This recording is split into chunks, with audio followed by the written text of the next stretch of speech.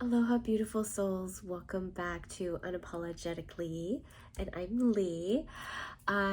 Today's video is going to be about the 9 toxic feminine traits that are within ourselves and how to heal them.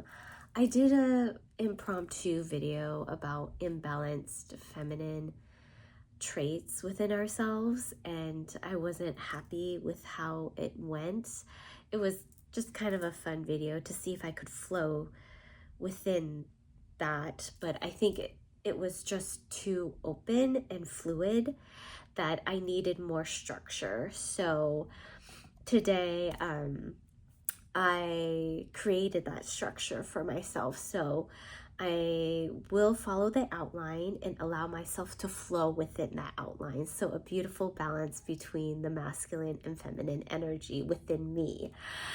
We all have this. I want to, inform that energy is energy. It doesn't matter if it is masculine, feminine, and it has no gender. A lot of people like to categorize things, and it can be fun, right? But we need to remember that just because I'm a woman, I don't have any masculine traits. It is not true. I feel like internally I have both energies within me. Even though I look feminine, I am a feminine person. I have all the organs and stuff, but I still have masculine energy within me. That is the action force, right? It is the force that propels us and gives us structure that a lot of us need.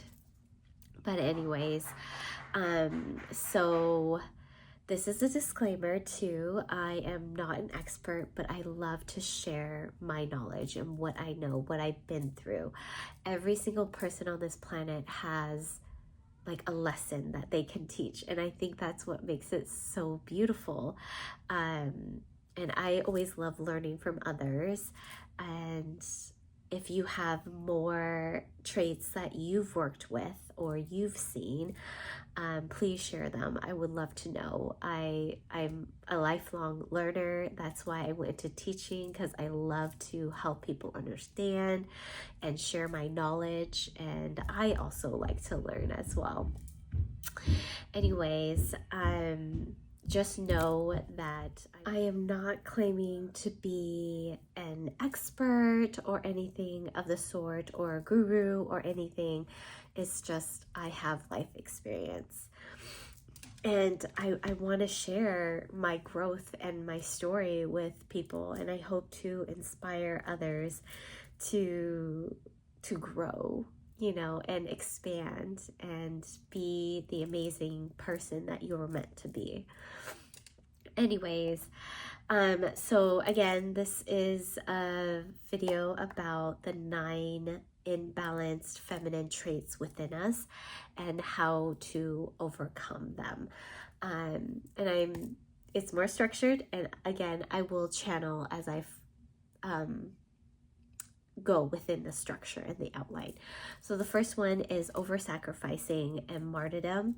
So putting yourself first, neglecting yourself, and then regretting it.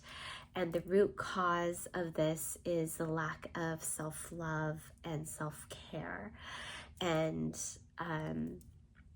the way that you counterbalance over sacrificing and over giving and over taking care of your loved ones, it's especially hard for women who are mothers or just mothers, right? Is placing boundaries on being a mom, like allowing yourself to decompress, like having an hour or 40 minutes or 30 minutes after work, or coming home from transition times to decompress and coming back to who you are and not the roles that you play within society. I'm not saying that only women do this, but women have a tendency to overgive. So I do know several men who do it, and they need to remember that they need to give back to themselves my husband does it as well, but you know, of course, he is masculine and feminine. He just needs to have boundaries, right? And to say no. Another thing to counteract overgiving, and the people that you love will respect that no, right? And when you decompress, like knowing what you need to refill your cup, to energize you. It could look like in the form of meditation, walking outside, mindful walking, exercising, yoga, dancing, drawing, coloring, anything that really brings you out of your mind and into your body, like resetting. I am here. I'm not thinking about the future or like my to-do list, right? Yes, and then the second one is being lazy or sloth-like. In the spiritual community, being feminine is like flow and resting. And when you have too much of resting, I guess you could say, it could be considered lazy. So there is a balance. But again, sloth, I use the word sloth, and it comes from the 7 deadly sins. I've noticed that there are 4 of the 7 deadly sins in the imbalanced feminine traits. So so sloth is the first one that I chose first. So it is the lack of ambition, a lack of motivation, feeling stuck.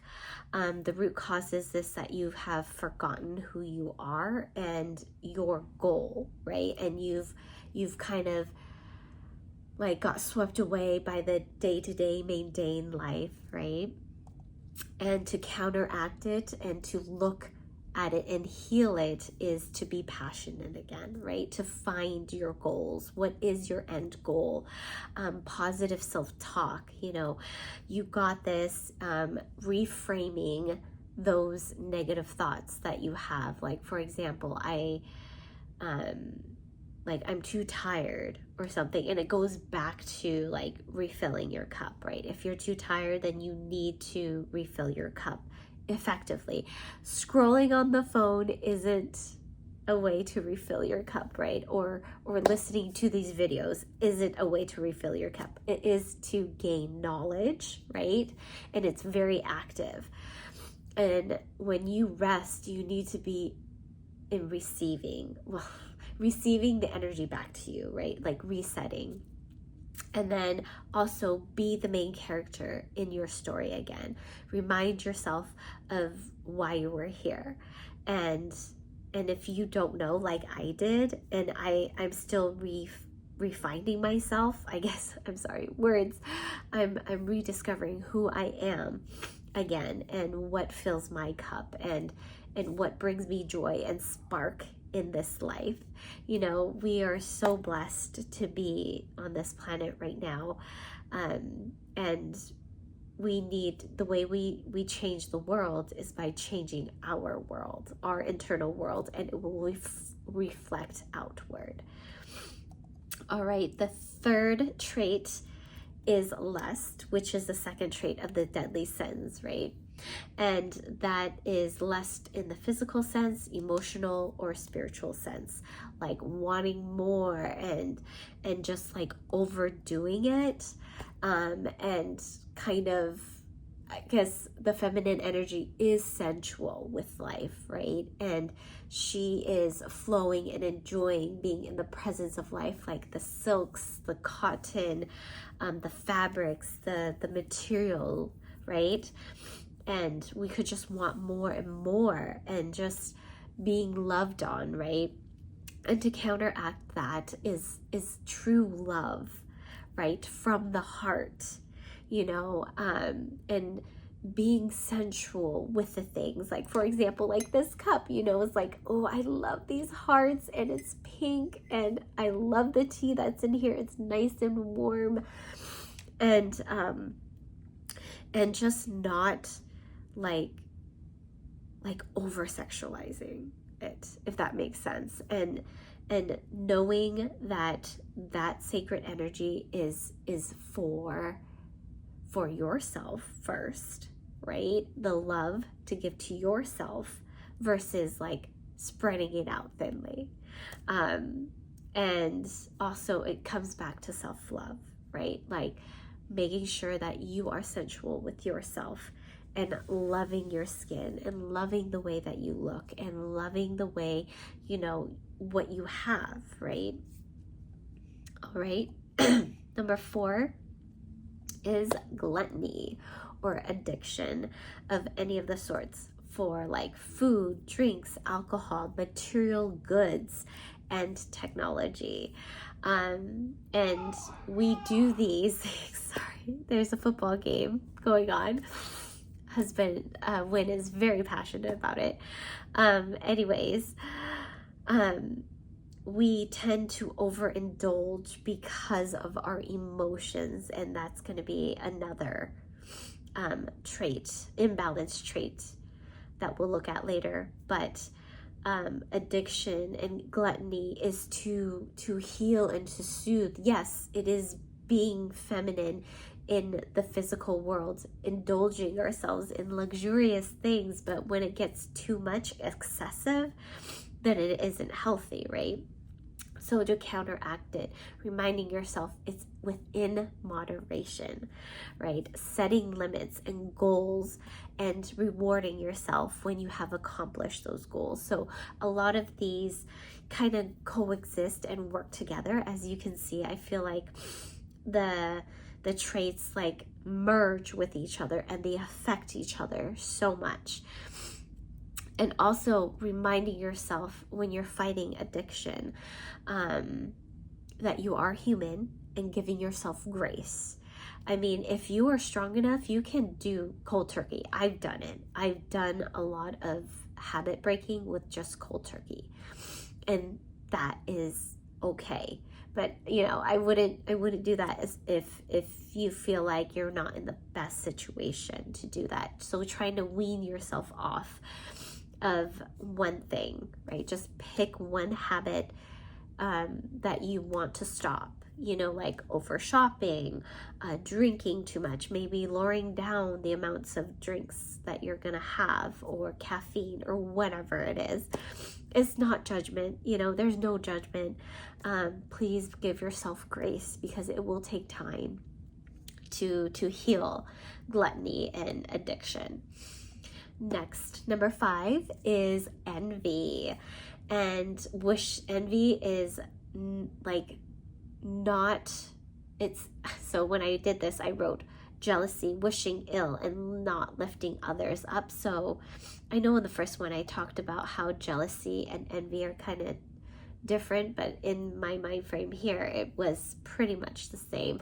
With envy, it can lead to jealousy, which I can see, and I'm glad that I'm gonna stick to it because I don't want to make it more complicated than it is. It should be just simple, right? So envy can lead to jealousy and wishing ill on others and then not lifting each other up, and that is it's seen amongst a lot of women friends and just women in general, because we become jealous of other women and we become possessive. And that is a masculine trait, possession, right? Like there's just not enough. But anyways, that's a different video. So to combat envy is to be satisfied with your life and where you are at and what you have. Telling yourself that you have your own spotlight for you, you know, anything that you would want. There are billions, if you're looking for love, there are millions of men or women out there, possibilities. We have more than one soulmate, you know, if you wish for it, right? And there's many combinations, and there are healthy people out there for all of us, you know, and we just have to heal ourselves because we will attract like vibrations. And also rooting for each other, you know, being each other's cheerleaders and understanding that there really isn't any competition. The only competition you should have is within yourself, with yourself.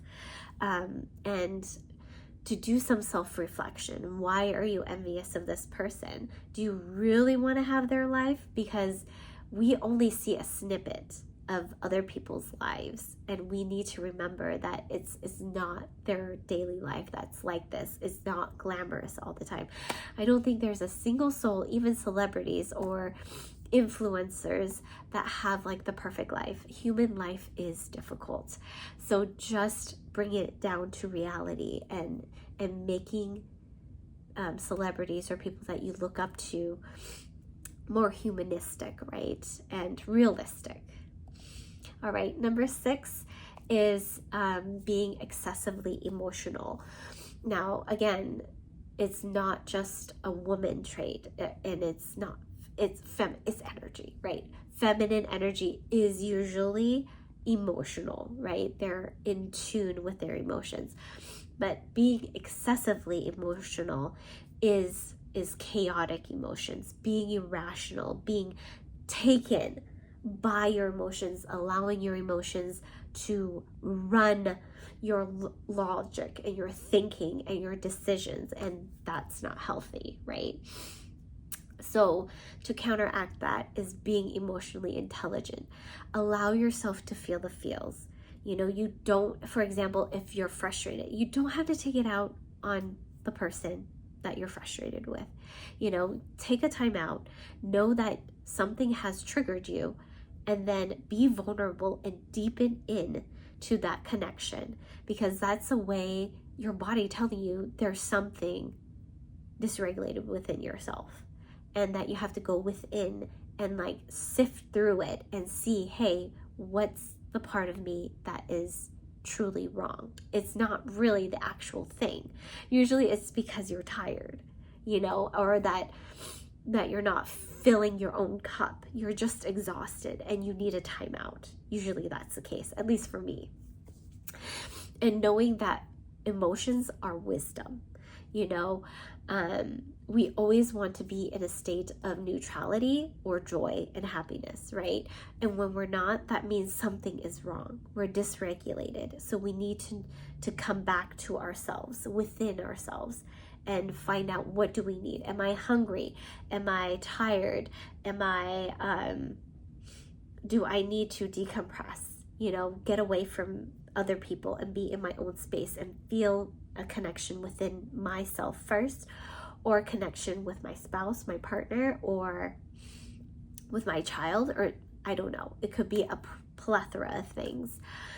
And also, if the emotion is strong, for example, I've noticed anger is a very strong emotion. It's very fiery and intense.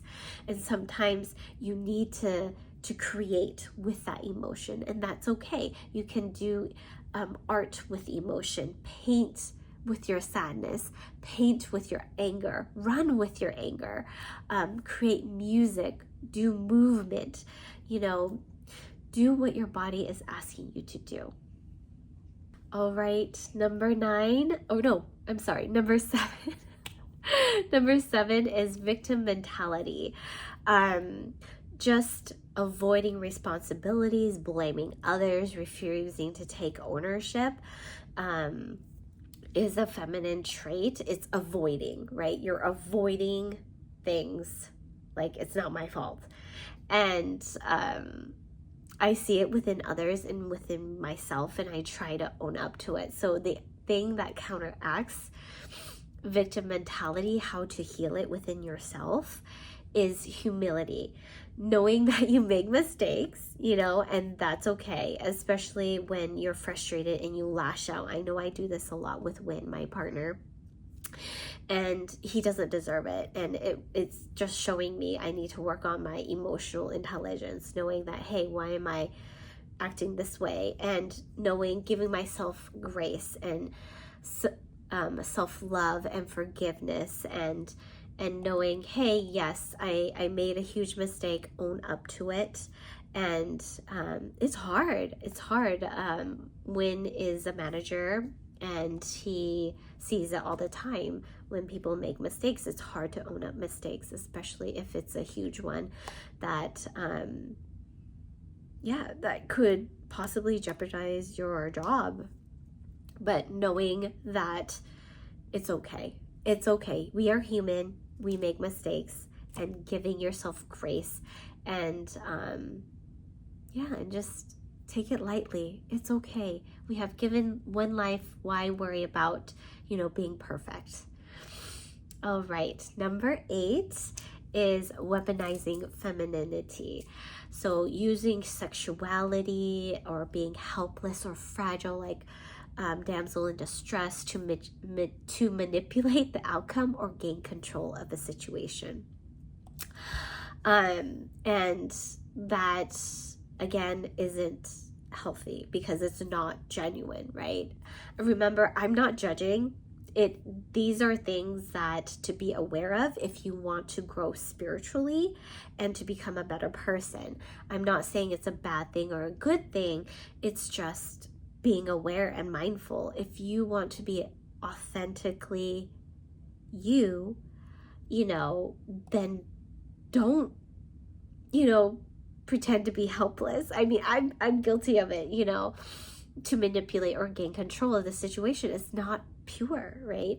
And my thing is, like, for me, I want to be pure. I'm trying my hardest to live a very genuine and joyful life, and I'm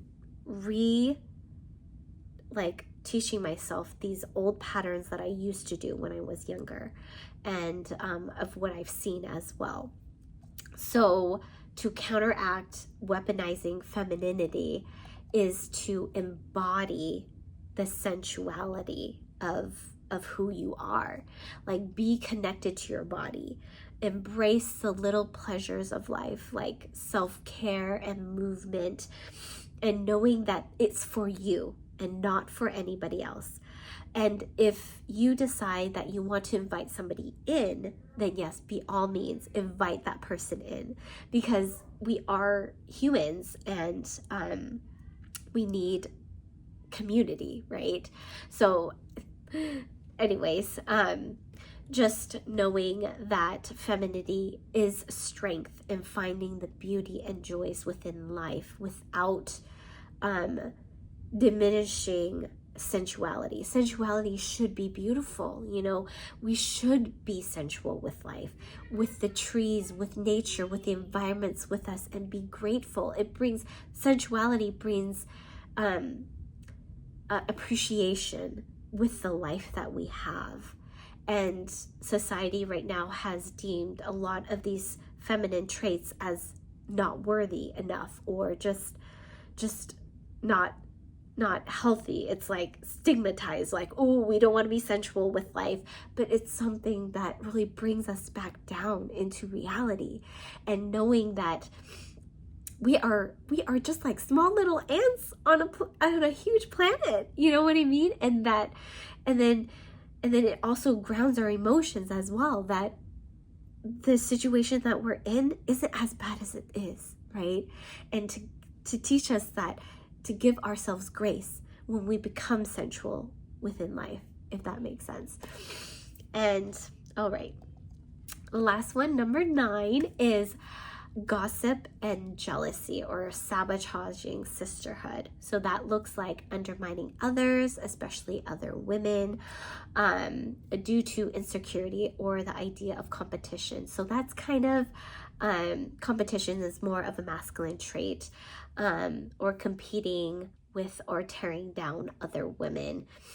So I know that sounds very masculine, and it is, but a lot of women do this because through jealousy, right? And gossiping. I mean, that's a lot. And we have to come to understand gossiping. It's speaking of words and vibration, right? And the idea of speaking things into existence, when we start speaking poorly about others and gossiping, it brings a dense energy around that person or that subject or that company, right? Whatever you're talking about. And the thing that counteracts gossiping and jealousy, or sabotaging a sisterhood, or all that jazz, is to nurture and to be compassionate.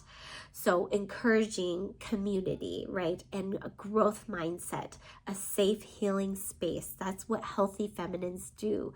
We create a safe space. We observe, but we don't judge, right? And that's a beautiful balance between masculine and femininity, right? Is in that neutrality and not overgiving, right? An unconditional love and care and support, but with boundaries, right? We don't want to overgive. We don't want to overexert ourselves because it will exhaust our energetic reservoir, if that makes sense. But anyways, those are the 9 imbalanced feminine traits within ourselves. Please use this tool to look within yourself, not within others, not other people. This video is not to judge anybody but yourself, or not even judge yourself, but to look within yourself. Which one of these traits am I struggling with, and how can I heal it? And again, this list is not the end all be all list. There is so much more. And I do want to make another video on there are healthy traits of a divine feminine, and not having to bring in the negative traits, or the imbalanced trait, I want to say. But the imbalanced traits do teach us where are we falling short, and how can we step up, alter, and change that to become a healthier person who can function in this society. I know that I'm learning as well, and I'm still healing and overcoming some of these traits. And there probably will be more down the road as I overcome these traits. There will be new ones that will come along. And if I haven't talked about any of the imbalance traits within you and you have something new, please do share. I would love to know. And if not, that's okay. And I hope you have a beautiful day, evening, or afternoon. And I will see you in the next video. Bye, everybody.